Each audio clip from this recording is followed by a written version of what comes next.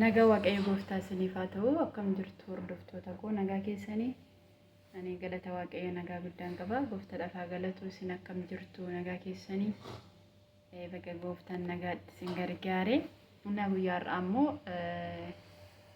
wanta nafi koo itti yaadaa ture akkasumas isinillee yaada keessan keessatti xiinxaltuu itti yaadduu waan jedhu qabadhee isinii dhufechuudha innis maalidha jechuu dandeessu innis maal akka ta'e obboloota koo hundumti keenyayyuu gola hambaa yookiin biyya ormaa keessa jirra biyya ormaa keessa immoo kan nuti dhufnee fi tokkoffaa maatii keenya fooyyeessuuf akkasumallee mataa keenya fooyyeessuuf jechuudha biyya hambaa kana kan dhufne isa kanaafiyyuu gara biyyaatti yoon deebi'emu maal hojjedha jennee yaada hunduma keenya keessa jira kun maaltu na baasa indegena barachuu fi barumsa illee naa galuu dhiisuu danda'a baay'een hiriyoonni koo baratanii lafa garaa garaa gahaniiru jennee waa baay'ee buusnee baasuu dandeenya egaa akka kiyyatti jechuudha kan siniif taa'ee kana naafis taa'ee kana yoon hojjedha baasa jedhee kanan itti yaadee jiru isinillee akkasitti akka yaaddanii sammuu keessan akka dhiphisnee ittiin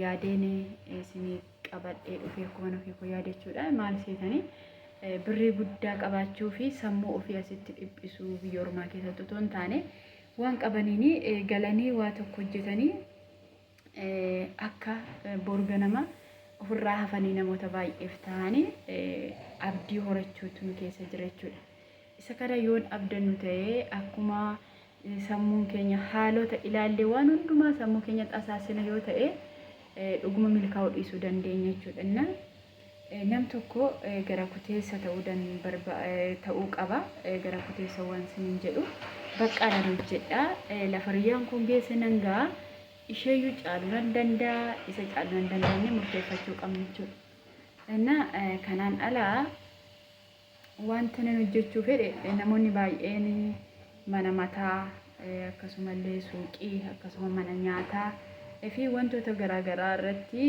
ija isaanii kaawwatu jechuudha.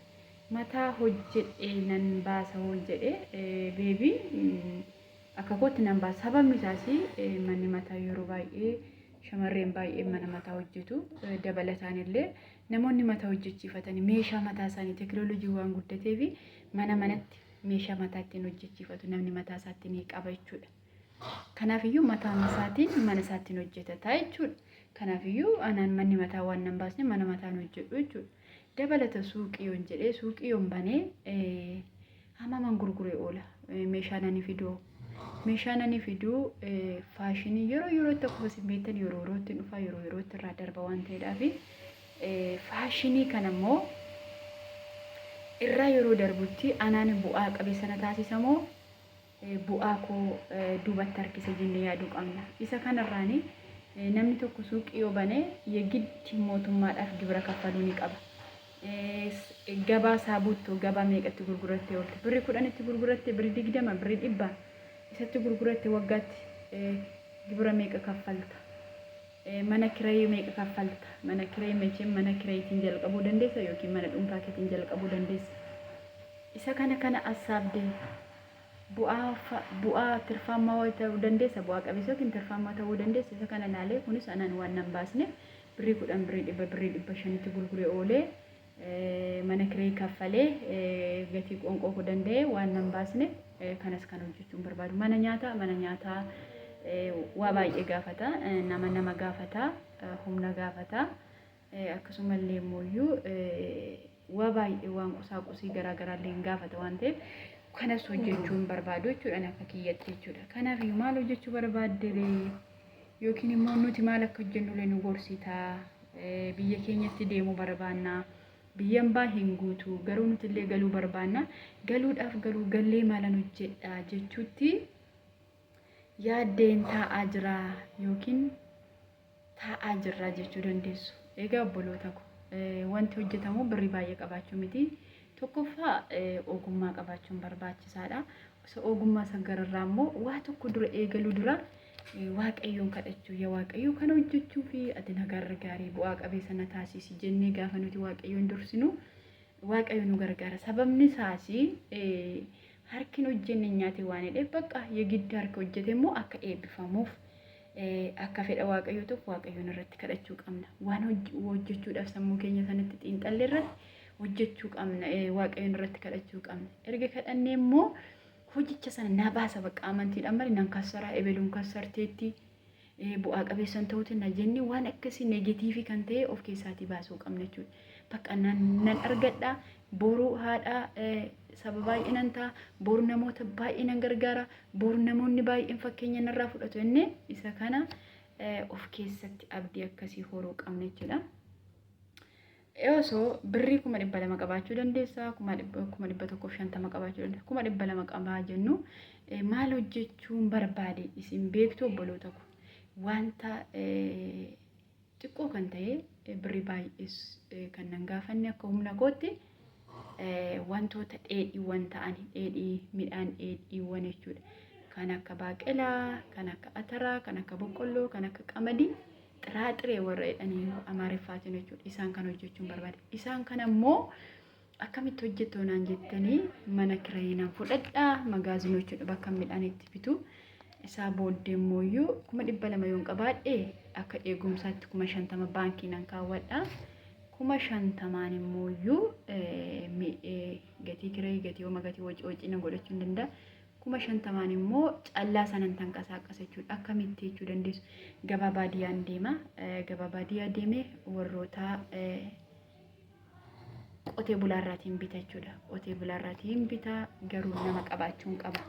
Nama qabaachuu gaariidha jechuudha. Nama qabaachuu waan sanidha gabaan irraa meeqaan ooleera jennee nama gaafachuun nurra waan jiruuf nama gaafan nama maatii keessa nama haala gabaan itti oole nu hubachiisu qabaachuu qabna jechuudha.